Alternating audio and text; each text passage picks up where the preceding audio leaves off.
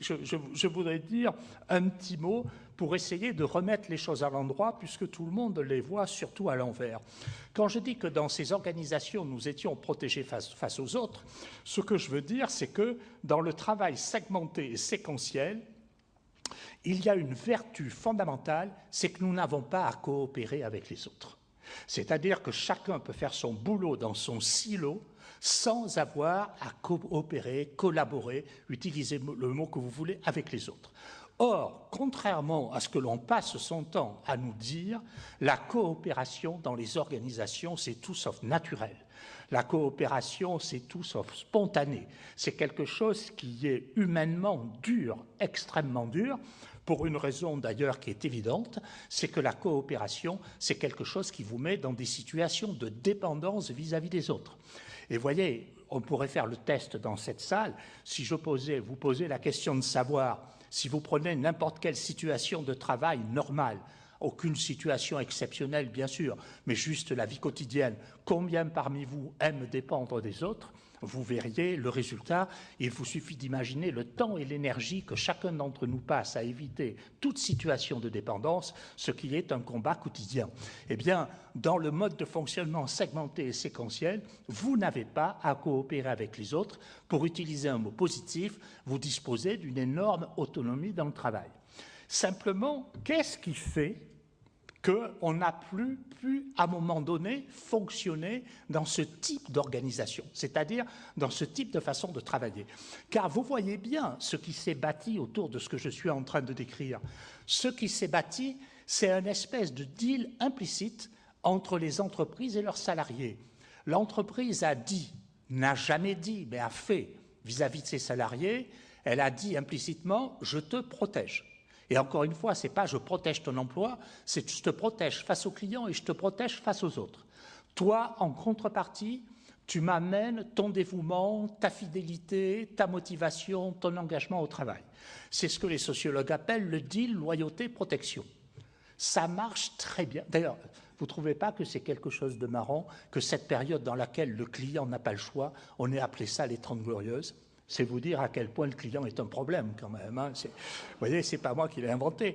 Et donc, la question, c'est qu'on n'avait aucune raison majeure de sortir de ce type de travail, puisqu'encore une fois, il est extrêmement protecteur. Donc vous voyez là, mais ok, mais restons-en là quand même, hein, puisqu'on n'a pas spécialement vocation à aller travailler pour le faire dans la dureté, la violence, l'exigence, etc., etc. Le problème, c'est que ces organisations segmentées et séquentielles produisent des biens et des services à coût élevé et à qualité faible. C'est quelquefois ce que j'appelle, quand je parle de l'administration publique, le surcoût du service pauvre. C'est-à-dire que le bien ou le service n'est pas d'extrême qualité et en même temps, il vaut tout à fait extrêmement cher. Tant que le client n'a pas le choix, il accepte ça. Le jour où le client n'a pas le choix, il va vous dire « stop, je veux plus pour moins ».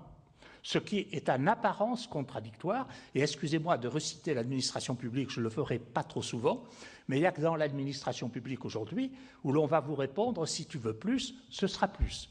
Dans le secteur marchand, on ne peut pas répondre ça.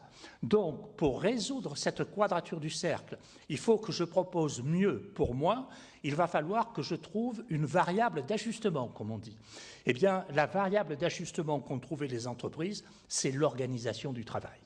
Et donc, le passage de ces organisations en silos, tayloriennes, segmentées et séquentielles, à des organisations transversalisées, coopératives, par projet, utilisons le mot que l'on veut utiliser. Le problème, c'est que si effectivement ce nouveau type d'organisation donne de meilleurs résultats du point de vue de la performance économique, ça accroît brutalement la dureté du travail pour les raisons que j'ai indiquées tout à l'heure. Et à nouveau, je vous en supplie, ne cédez pas au verbiage managérial qui tente à vous culpabiliser en vous disant que par définition, la coopération, c'est quelque chose de super. Vous voyez, c'est pas vrai. La coopération n'est pas un comportement naturel. D'ailleurs, je voulais dire, s'il y en a parmi vous dans cette salle qui ont des difficultés à coopérer, ne vous inquiétez pas, vous ne souffrez d'aucune pathologie particulière, vous êtes simplement des gens normaux. Voilà. Donc, Oui, mais c'est très important parce que ça veut dire que ce passage qui s'est effectué progressivement, et progressivement pourquoi? Parce que l'arrivée d'une concurrence dure a concerné les différents secteurs de l'activité à des moments différents. Mais le passage d'un mode de fonctionnement à l'autre, d'un type d'organisation à l'autre, comme vous le voyez, rompt le deal entre l'entreprise et les salariés. C'est-à-dire, fondamentalement, l'entreprise dit à ses salariés « je ne peux plus te protéger comme je te protégeais avant. Je romps ma partie du deal ». Eh bien, qu'ont fait les salariés? Ils ont rompu leur partie du deal. C'est-à-dire qu'on est passé de salariés, en particulier des cadres d'ailleurs, extraordinairement investis, fidèles, loyaux, à des cadres qui ont maintenant une conception instrumentale du travail. Qu'est-ce que j'appelle une conception instrumentale du travail? Je vais vous en donner un exemple récent qui m'a frappé. Je visitais l'autre jour une fonderie. Donc la fonderie, c'est du travail hard, hein, les fonderies. Et je ne la citerai pas, bien entendu. Et le directeur de l'usine dans laquelle je faisais mes interviews me présente un jeune homme, 28 ans. Il me dit tout à fait brillant, ingénieur des arts et métiers, travail impeccable. Il me dit vraiment super sérieux. Et il me dit, voyez, pour lui, si je lui parle de vie professionnelle, c'est un oxymore, il me dit.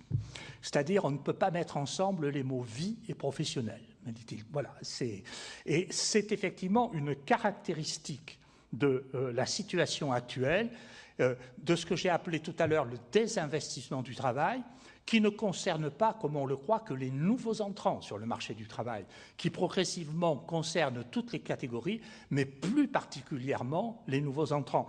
D'ailleurs, quelquefois, quand je fais ce type de conférence, on me dit « Ah, mais qu'est-ce que vous pensez de la génération Y ?» Sous-entendu, la génération Y, alors elle considère le travail d'une façon, ou alors les naïfs me disent « Vous ne trouvez pas que la valeur travail s'est détériorée ?» Non, je trouve que le travail s'est détérioré. Ce qui est tout à fait différent. Et comme le travail s'est détérioré, la valeur qui y est liée s'est détériorée elle aussi. Mais si vous prenez l'exemple de la génération Y, lui demander d'investir dans le travail, c'est assez curieux, parce que cette génération Y, ça fait 25 ans qu'elle voit deux choses. D'abord, elle voit que la normalité de la situation économique, c'est la crise. Quelquefois, on me pose la question, qu'est-ce que vous pensez qu'il va se passer après la crise? Mais je dis laquelle? La crise, on est toujours en crise. Les gens qui sont dans cette salle et qui sont des trentenaires, vous avez connu autre chose que la crise? Vous avez connu la crise. La normalité de l'économie, c'est la crise. Et puis d'autre part, cette fameuse génération Y, elle a eu 25 ans pour voir papa et maman petit à petit souffrir au travail, pour voir si c'est des cadres de la région parisienne, papa et maman divorcés à 60%, rentrer et s'engueuler à cause du travail. Donc cette génération, elle sait parfaitement ce qu'elle a à attendre et pas à attendre du travail. Donc la question qui va se poser, la première partie de la question qui va se poser aux entreprises, c'est comment fait-on pour arriver à faire travailler comme on le souhaite une population dont la stratégie dominante, c'est le retrait du travail. Ça, c'est une vraie question. À cela, c'est ajouté un autre phénomène dont je vais simplement dire quelques mots, parce que ça fait partie des indicibles de la société française, mais que j'ai développé dans Lost in Management, parce que quand les gens lisent le livre, ils ne sont pas directement en face de moi pour m'engueuler. Ce sont tous les phénomènes que l'on trouve dans notre société et que j'appelle les phénomènes de sous-travail. Alors, c'est très difficile, dans une période comme celle-ci, de souffrance au travail, etc., de parler du sous-travail, parce que nous vivons avec l'idée dans la tête que le monde, il est soit blanc, soit noir. Alors, ce n'est pas vrai, il est à la fois blanc et noir. C'est-à-dire que dans nos organisations, nous avons à la fois des poches de surtravail, mais nous avons aussi beaucoup de poches de sous-travail. Alors, qu'est-ce que j'appelle le sous-travail sur lequel il n'existe aucune statistique? Globalement, ce que moi j'appelle le sous-travail, c'est quand le temps effectif de travail descend en dessous de 60% du temps théorique de travail. Par exemple, vous voyez, si vous prenez des travailleurs postés à 7h32, parce que globalement dans l'industrie, un poste en 3/8, c'est 7h32, vous ne pouvez pas espérer que quelqu'un va travailler 7h32, il y a les pauses, il y a les repas, etc. Mais dès lors que le travail tombe en dessous de 5h, 4h, vous êtes en situation de sous-travail. Le sous-travail a caractérisé non pas le secteur public, comme on le croit, ou comme on le disait avant les chansonniers, non pas ça, mais il a caractérisé toutes les entreprises dans toute la période dans laquelle, pour elles, la productivité du travail n'était pas le problème majeur. J'ai utilisé dans Lost in Management une expression qui est « on a laissé filer le travail ». C'est-à-dire, tant que la productivité n'était pas essentielle, on a préféré s'acheter de la paix sociale en laissant filer le travail. D'ailleurs, vous avez un bon indicateur de sous-travail. Vous voyez, puisque les entreprises le mesurent, le sous-travail, mais ne le communiquent jamais. L'indicateur, le seul que j'ai trouvé, qui est un peu approximatif, mais qui est intéressant, c'est la proportion d'intérimaires.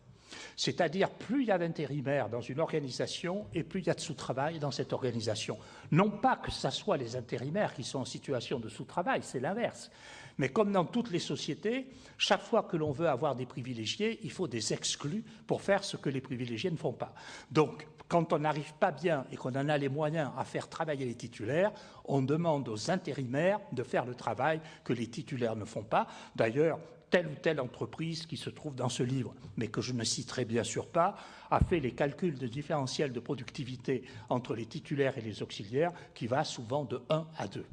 Alors, encore une fois, ça marche très bien tant que la productivité du travail n'est pas le problème.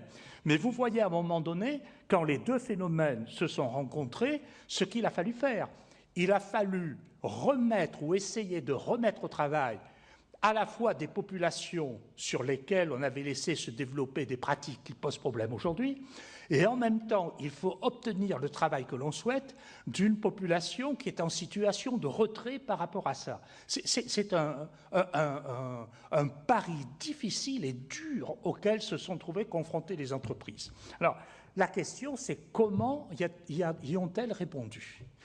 Si j'avais à le résumer par un mot, qui est un mot épouvantable, les entreprises ont horreur que j'utilise ce mot, mais néanmoins, je vais l'utiliser avec vous. Fondamentalement, les entreprises y ont répondu par la coercition. Voilà. Alors, qu'est-ce que j'appelle la coercition? Eh bien, ce que j'appelle la coercition, c'est le trio infernal, et j'utilise volontairement cette expression, que constituent les process, les indicateurs de performance et les systèmes de reporting. Alors, ici, il faut s'arrêter un petit moment. Pourquoi dis-je que c'est de la coercition?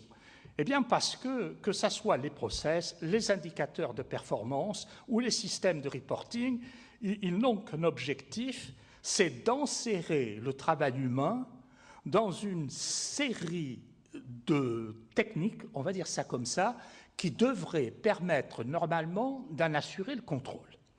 Et le résultat que cela produit, c'est le résultat inverse. Ça produit la perte de contrôle. Alors, essayons de nous expliquer un petit peu là-dessus. Je ne suis pas en train de vous dire, à nouveau, il faut essayer d'éviter le blanc et le noir, je ne suis pas en train de vous dire qu'une organisation peut fonctionner sans règles, sans process, sans procédure. Je vous rassure, il en faudra toujours. Du moins, je rassure ceux parmi vous qui en émettent, il en faudra toujours. Le problème, c'est, si on veut le formuler de façon soft, on va dire que c'est le problème du curseur, c'est-à-dire où va-t-on arrêter le curseur? Si on le formule de façon hard, on va dire que personne n'a réussi à arrêter le curseur. Et pourquoi personne n'est arrivé à arrêter le curseur?